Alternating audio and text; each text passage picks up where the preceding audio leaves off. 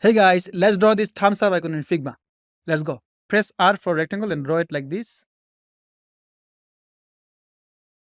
Make it a little bit wider and move this to the right and down. Now add a stroke and remove fill and this position to center. Stroke value 1.5. Click here and join to round. Now move a little bit down. Alright. Double click to see the points and we can add 1 point here.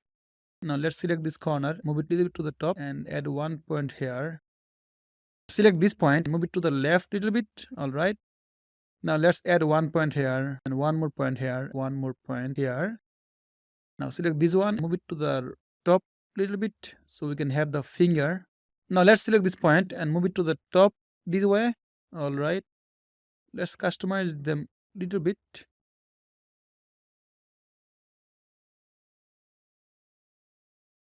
Alright.